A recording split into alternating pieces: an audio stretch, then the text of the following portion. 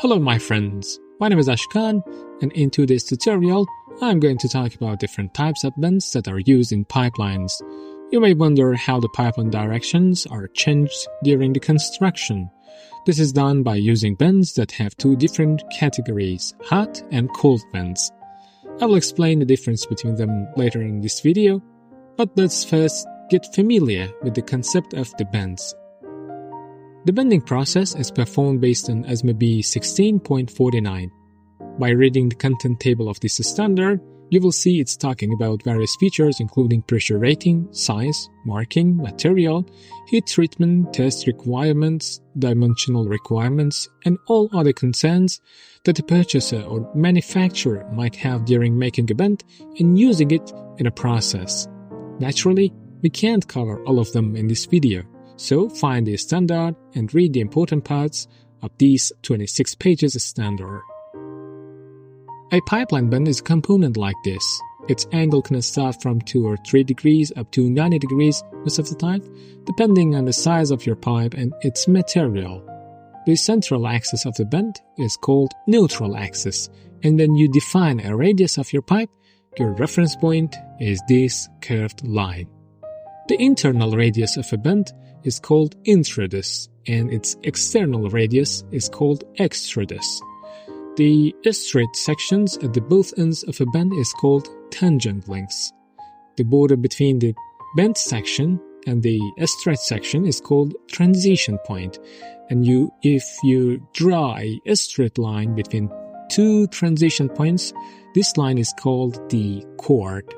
By having in mind these definitions, let's talk about the differences between hot and cold bends. Then we can get deep into the standard. The first thing that comes out is their accessible bend at each pipe length. When making a cold bend with a bending machine at a project site, we have a limited accessible bending degree at each pipe length, while it can reach multiple times greater when making a hot bend at a factory.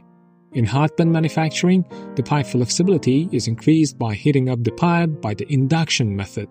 Plus, more equipped and developed facilities are available at the factories, which makes reaching to higher bend degrees easier. So, higher accessible bending in hot bends is the first difference between these two. The second difference is the necessity of using a heating method, usually induction, for making the pipe more flexible. The other major difference between hot and cold bends is their tangent length. Generally, the tangent lengths or straight sections of the bends are intentionally made in a pipe length for 3 major reasons. The first one is to prevent the pipe ends to get an oval shape. This makes welding to the adjacent pipe so difficult and, in some cases, impossible. The second reason is testing. Most of the test pieces, such as impact or tensile test, are cut out from the straight sections. And the third reason is from manufacturing side of view. The bending machine requires a section to place its clamps and draw the pipe. These two straight sections play this role in a bent pipe length. So we keep these two tangent lengths at the both ends of the pipe. The length of the straight sections is 2 meters at each end for cold bends, and the length is equal to 1 outside diameter of the pipe for hot bends. These quantities might be different in various projects, but are generally close to these mentioned numbers. The other difference which is considerable between hot and field cold bends is their minimum reachable radius. In hot bends, we usually don't make bends with the radius below 7 times the outside diameter of the pipe, or 7D. In field cold bends, on the other hand, the bends are based on this table of ASME B31.8.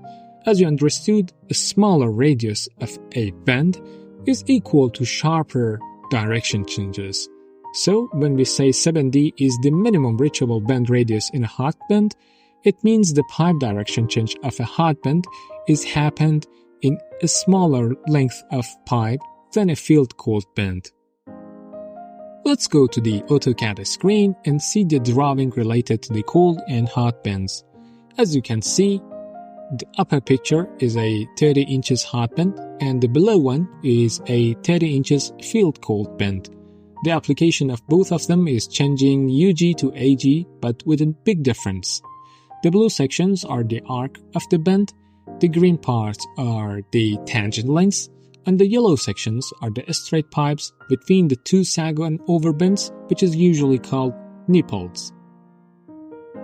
The most important thing that comes to our mind is the required longitudinal distance for each of them.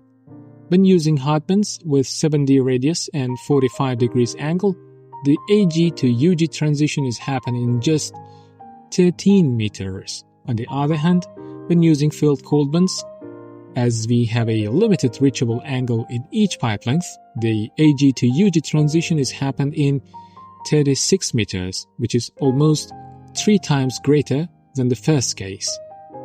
As you can see, it is assumed that we have a 12-meter pipe length and 2-meter tangent lengths are separated from its both ends.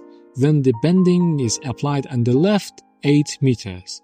As you will see in this video, there is a formula that determines the maximum applicable bending angle in a cold bend. This number is 11 degrees for 30 inches pipe, so this example shows you the hot and cold bend main differences in one Autocad drawing. You now are aware that if the direction change quantity goes beyond the maximum reachable angle in a pipe length, we have to use hot bend or break our bending degrees into some other pipe lengths.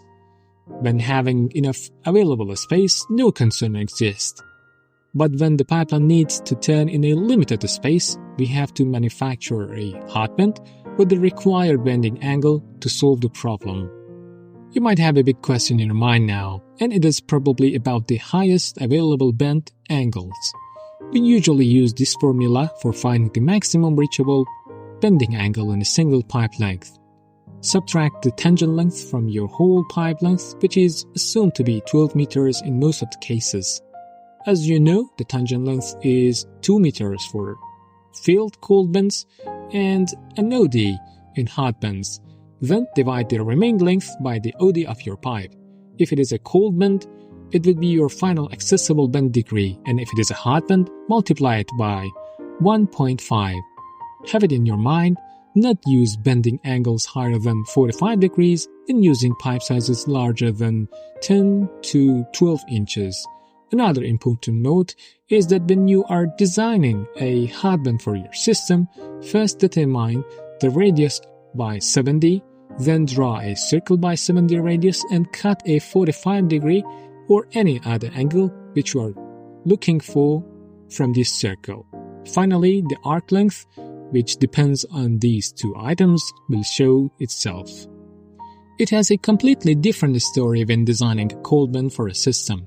In this case, the 2 meters tangent lengths are separated, and we now have an 8 meters pipe length remained at the middle of our pipe for bending. Then, the radius of the circle is determined in a way that n number of 8-meter arcs with the angle determined with the mentioned formula is placed on the edge of this circle. Finally, an arc is made which is 8 meters long with a calculated angle. The radius is a function of angle and arc length. Now, after introducing the main differences between hot and cold bends, let's go to the ASME B16.49 and scroll down its major parts. First, you can see that the standard is defining the manufacturing process in this section. It also tells us that the bending can be also applied on the seamless or welded pipes. In this section, standard units are defined which are metric in US, both inside this document. Then, in this section, the standard is defining the minimum data that the purchaser should specify before ordering a bend. These data include quantity, steel composition, seamless or welded pipe, and etc. The minimum required thickness of the bend is also specified here. The minimum thickness of introduce is specified in equation 1. The standard says that the thickness of neutral axis and extrudus shall not be less than the mating pipe. The marking requirements are also specified in this standard. Here you can see what are the data that are required to be marked on the surface of a bend. The material requirements are determined in Section 5 of the standard. It says the pipe material can be seamless, SAW or ERW. The tensile and hardness properties and the maximum limits of chemical elements are also specified in Table 1 and 2. Section 6 tells us that the pipes with longitudinal welds can be bent, while the pipes with girth welds inside them are not allowed to be bent. The maximum carbon equivalent of bends shall not exceed 0.45% as stated in Section 7. Section 8 determines the tensile properties of pipes qualified for bending. This section also tells us the location of choppy samples for testing the bend fracture toughness properties. Figure 2 and 3 and the following pages are determining the location of choppy test for longitudinal and helically welded pipes. The hardness properties are also specified in this section.